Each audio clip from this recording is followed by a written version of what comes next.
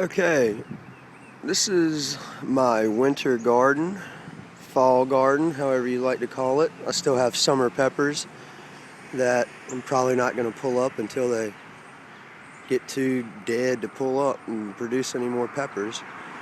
What you got right here, got some collards. I got 3 different varieties. I got a Georgia collard, a South Carolina collard, and another variety. I'm not exactly sure what it's called. Let me see. Morris heading. Morris heading is the variety, and that would be this one right here.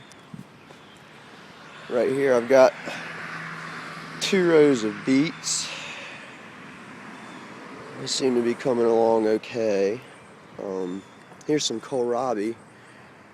It all looks like baby cabbage at this point, but hopefully it'll grow up.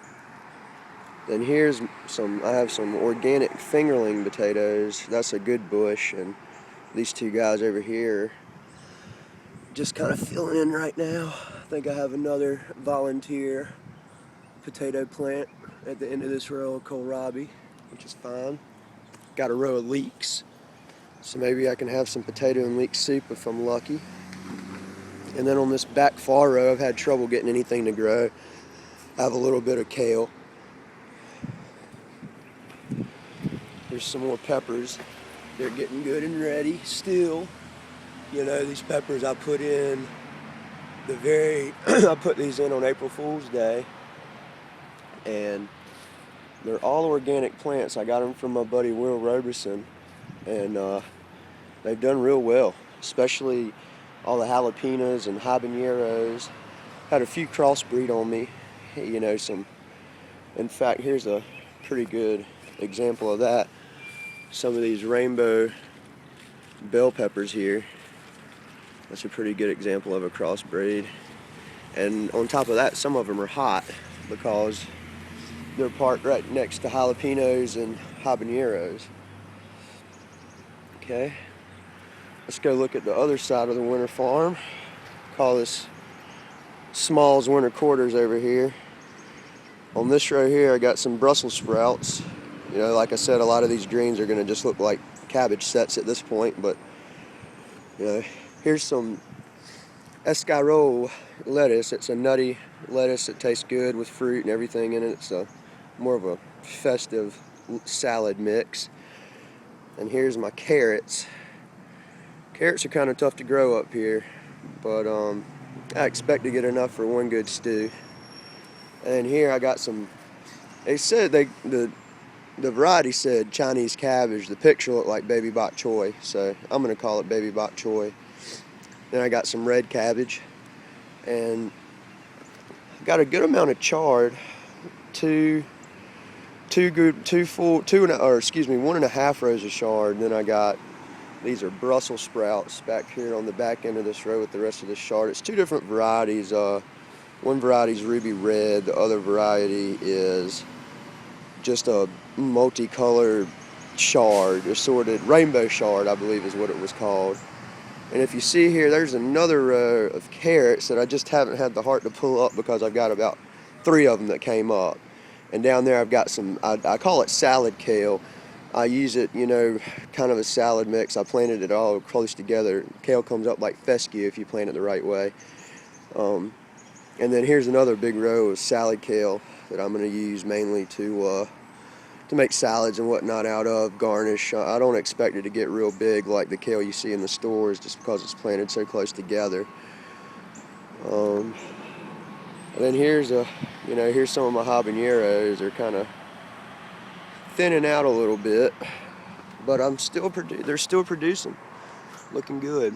You can see if you look here at my jalapenos, these red cracks. They say that's the heat cracks. The Mexicans won't even touch them until they get this, you know, get this sort of amalgamation on them. You know, here's another example of some, you know, thyme crossbreeding. We got purple stripes on this. What is supposed to be a Corno de Toro pepper, but You know, it's kind of cross-pollinated with some bell peppers. Here's some more purple bell peppers here. You know, here's a that one there is seeing its better days. Call that an albino pepper. Another really interesting bush I've got in this garden is my ancho peppers. I've got several here that have just really come off. You know, and that, I got several different branches like that. I love these peppers, they're great.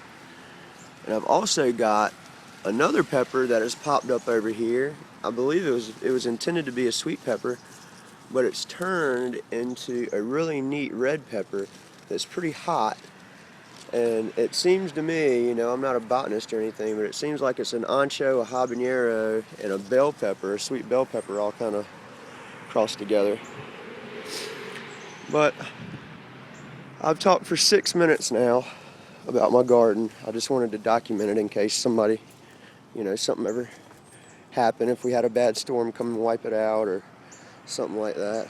You know, more red sweet peppers. Got some Biscayne peppers here. These are all, you know, real good sweet peppers, good for stuffing, sauteing, that sort of thing.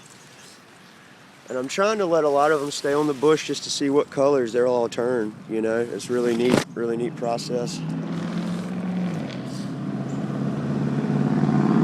Somebody from Weeksville rolling through Raleigh. Love hearing those pipes. All right, well, that looks like about it. I'll come and make another video sometime soon.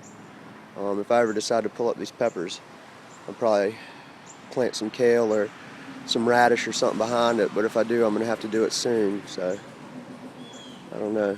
We'll keep you posted. Later.